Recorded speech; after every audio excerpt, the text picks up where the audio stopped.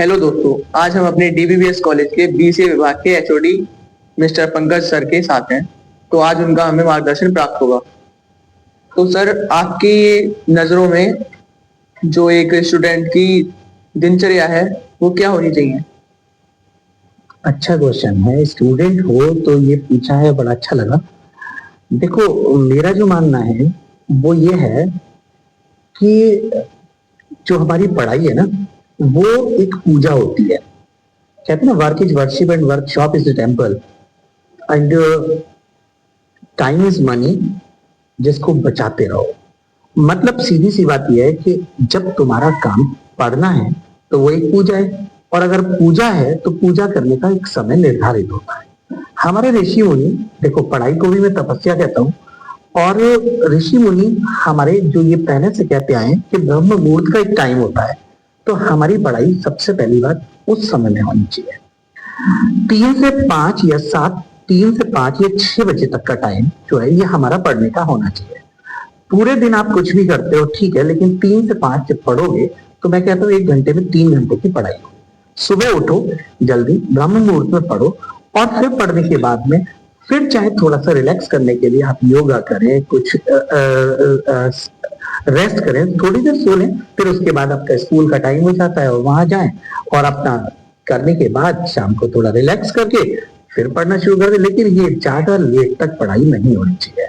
पढ़ाई जो लोग रात को करते हैं, आजकल का जो ट्रेंड चल रहा है वो रात को पढ़ाई करते हैं। रात का पढ़ाई करने का मैं ये कहता हूँ, निशाचरीय पूजाएं होती हैं जिनमें शैतानों की पूजाएं होती हैं, वो चीजें ठीक नहीं है। तो हमारी क्योंकि पूजाएं भगवान की तरफ जाती हैं तो ब्रह्म मुहूर्त में होनी चाहिए। तो मेरा तो मानना ये है।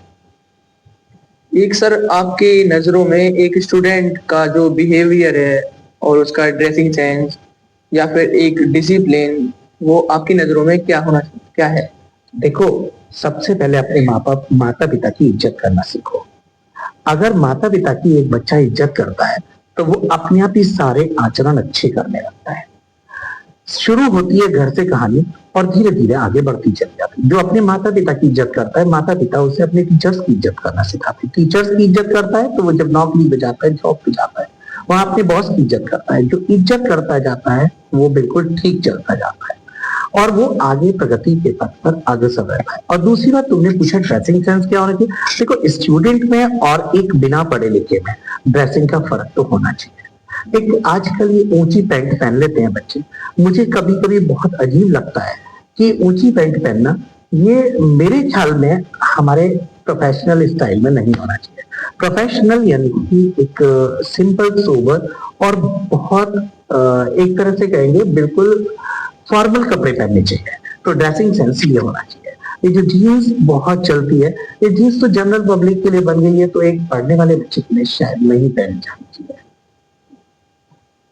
एक सर, आप इतने लंबे टाइम से टीचिंग कर रहे हैं, आप पढ़ा रहे हैं, तो आपका सर क्या एक्सपीरियंस? नहीं, पढ़ाने का एक्सपीरियंस तो मैंने यही बताना है कि मेरे को, चलो तुम कितना मानते हो कि मेरा कितना एक्सपीरियंस रहा होगा?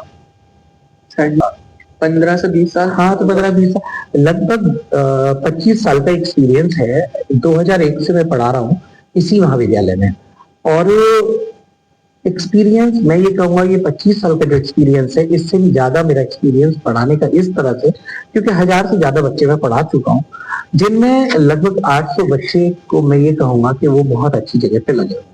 हर दिन मुझसे बच्चे कुछ सीखते हैं, बच्चे मुझे कुछ सिखाते हैं।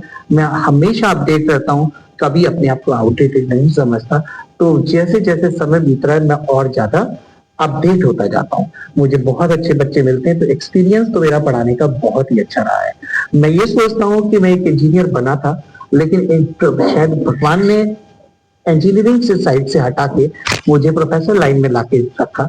तो मैं उनका बार बार धन्यवाद करूंगा कि उन्होंने शायद ये सोचा था कि एक इंजीनियर को इंजीनियर ना रह के एक बढ़िया इंजीनियर को प्रोफेसर बन के ढेर सारे इंजीनियर जनरेट करने चाहिए। तो मेरा ये मानना है कि एक्सपीरियंस तो खैर काफी अच्छा ही रहा था। सर, कोई आपका ऐसा सीन क्लास में जो किसी स्टूडेंट ने फनी सीन करा हो या फिर फनी क्वेश्चन पूछा हो आपसे? बच्चे हमेशा मेरे साथ फ्रेंडशिप के बिहेवियर में रहते हैं, वो कैसे भी क्वेश्चन पूछ सकते हैं। मैंने उनसे हमेशा ये कहा है कि तुम अपने पिता से जैसे क्वेश्चन पूछ सकते हो वो मेरे से पूछो, और वो इस चीज को बहुत आराम से कंफर्टेबली लेते हैं, और मैं ये मानता हूं उनके सारे क्वेश्चंस का आंसर भी मिलता है, और ये बात फन के साथ चलती है तो ये समझना और भी आसान हो जाता है। मेरा ये मानना है कि टीचिंग में फ्लेक्सिबिलिटी जितनी होती है उतने बच्चे अच्छे समझ सकते हैं, इसलिए मेरी टीचिंग में हमेशा फ्लेक्सिबिलिटी रही है, कभी भी स्ट्रेसफुल उन बच्चों को नहीं रखा है। बहुत बढ़िया दोस्तों, मिलते हैं अगले एक और व्लॉग में किसी और नए सर के साथ। Thank you.